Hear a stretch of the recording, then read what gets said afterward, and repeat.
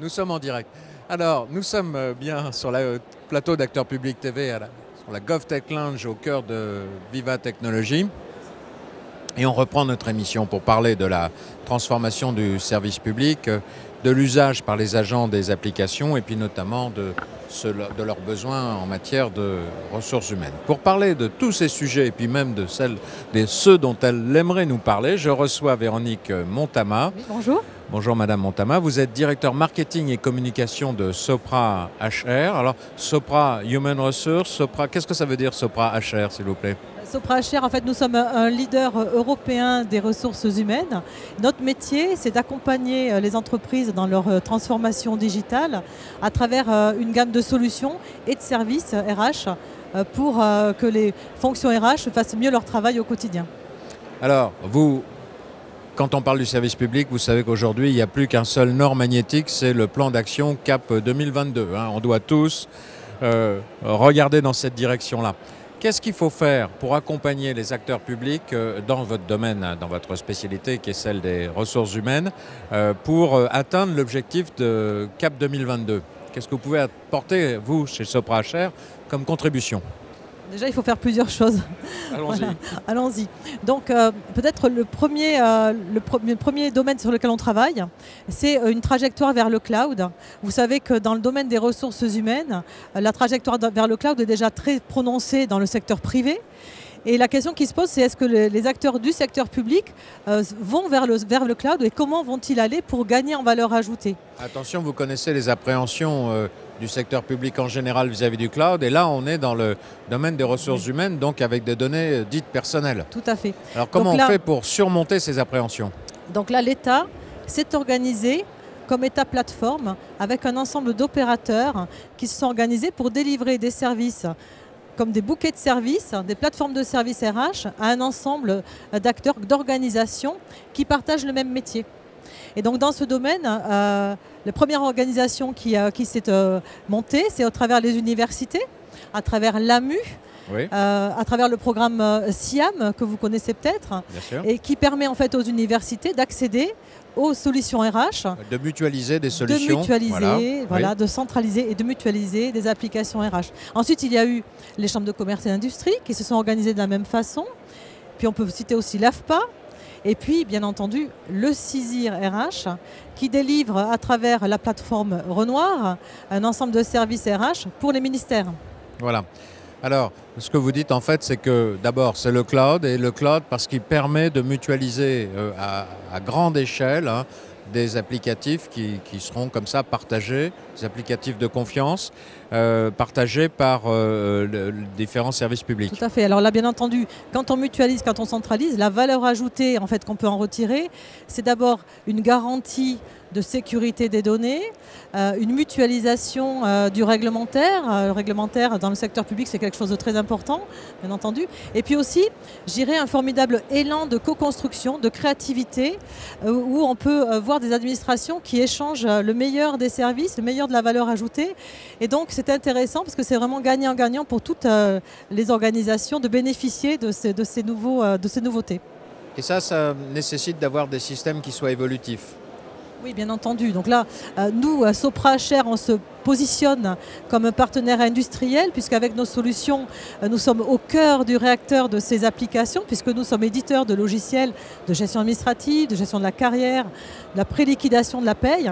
Et donc, on travaille aussi en co-construction avec les équipes de façon à pouvoir, bien entendu, de façon très agile, en fait, faire bénéficier des nouveaux usages qui sont attendus pour CAP 22. Voilà, oui, parce que la mutualisation, c'est aussi la mutualisation de l'amélioration des systèmes et puis c'est la mutualisation des bonnes pratiques. Alors, ça, quand je vous écoute, c'est un peu passé maintenant. Je crois que les grands plans, on se souvient de l'ONP, enfin différentes choses comme ça. On oublie Louvois parce que c'est des mauvais souvenirs tout ça. Mais ce que vous voulez dire là, c'est qu'on est rentré dans une nouvelle ère qui est celle de la raison, de la mutualisation, des projets évolutifs et que le cloud c'est le bon outil pour faire ça. Le cloud, c'est avant tout en fait un usage, finalement, on consomme un usage, et donc c'est vraiment une différence de posture, hein, et on change de paradigme en fait. Hein. On est en fournisseur de services. Alors c'est ça qui est intéressant en fait dans ces acteurs plateformes, c'est de raisonner en fournisseur de services, et donc là on va se poser la question de l'usage. Et finalement, dans le projet CAP 2022, la question qui se pose, c'est quel est le service qu'on peut apporter maintenant à l'agent. Voilà. Parce que vous parlez d'usage, l'usager, en l'occurrence là, l'usager c'est un agent. Et on est dans cette mutualisation, il n'est pas un peu noyé? Où est la personnalisation de la relation avec lui? Vous savez que là, l'ambition maintenant, c'est que l'agent soit... Il y a une volonté d'être de l'agent centrique, c'est-à-dire de raisonner sur la modernisation du parcours de l'agent. CAP 2022, il y a un paragraphe sur l'ergonomie du poste de travail de l'agent. Donc on imagine que la gestion des ressources humaines est au cœur de la préoccupation. Et là, bien entendu, on prend en compte le fait que l'agent, dans sa vie personnelle, utilise les nouvelles technologies. Et bien entendu, il faut en fait être capable, au niveau des administrations, de présenter les mêmes services aux utilisateurs, de façon à ce qu'ils puissent accéder à leurs applications RH en toute simplicité, quand ils le souhaitent, avec leur smartphone, en position de mobilité. Et donc là, on a des projets intéressants. Hein. Donc, par exemple, à la ville de Paris, vous avez les agents qui accèdent à leur espace RH. Ils peuvent accéder aux 3 derniers bulletins de salaire, par exemple. Voilà, et ça, c'est tout à fait intéressant pour eux. Ça leur donne beaucoup plus d'autonomie. Vous avez aussi le ministère des Finances, 180 000 agents qui peuvent accéder à leur dossier individuel pour le mettre à jour, un changement d'adresse, nouvel enfant, etc. Et donc là, vous voyez le temps gagné sur les procédures administratives avec le déploiement de ce type de solution. Dans ces gros systèmes, donc il reste une relation personnelle avec l'agent qui a son espace personnel en fait dans le système qu'il peut auto-alimenter sous contrôle, je suppose, de sa hiérarchie avec des droits d'accès peut-être limités. Voilà.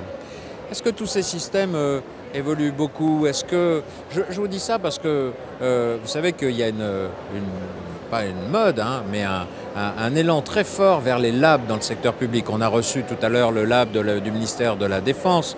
Hier, on avait le ministère de l'Intérieur ici. Vous avez un lab chez Sopra RH? Oui, tout à fait. On a créé un lab en 2015. Sopra HR Lab, d'ailleurs, il s'appelle. Voilà.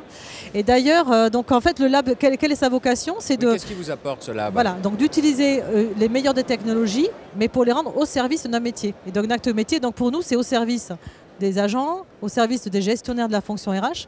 Et donc par exemple, une des investigations qu'on a fait il y a 3 ans, c'est sur les chatbots. Oui. On a commencé à utiliser le chatbot, on a fait des POC et on a fait des présentations à l'ensemble des opérateurs du secteur public.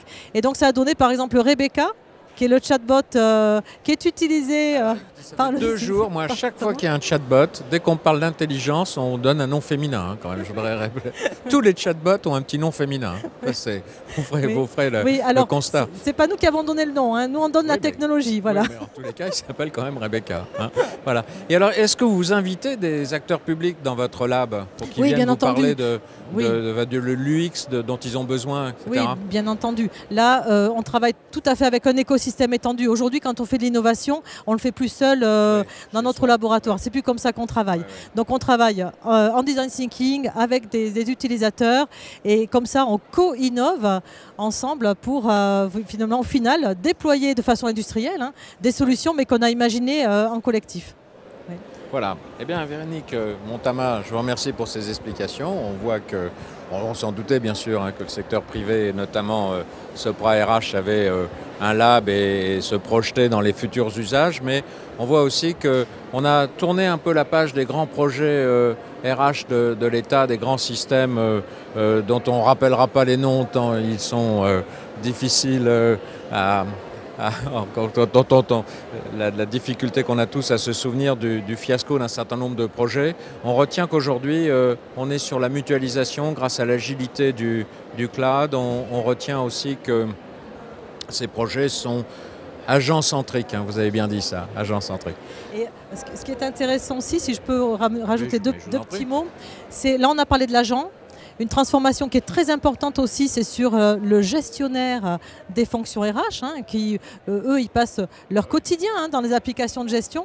Et donc, ce qui est intéressant de voir, c'est l'apport des nouvelles technologies pour la transformation des métiers de ces gestionnaires, qui passent du faire au faire faire par des machines, par des algorithmes qui vont l'aider dans leur quotidien. Parce qu'on est en train de dématérialiser de plus en plus tous les actes administratifs. On parle de dossiers numériques. Et donc le métier de gestionnaire est en train d'évoluer vers un rôle de gestionnaire RH. En même temps que ces systèmes évoluent, parce que oui, justement... il évolue. Alors donc on imagine qu'on peut comme ça redéployer ces agents vers des tâches à plus forte valeur ajoutée. Exactement. Et notamment dans l'assistance qu'ils peuvent apporter en plus personnalisé aux utilisateurs du système, aux agents eux-mêmes. Voilà. Tout à fait. Eh bien écoutez, tout ça est très vertueux. Bravo. Merci. Voilà. Merci Véronique Montama et merci à vous tous pour votre attention. À bientôt sur Acteur Public TV.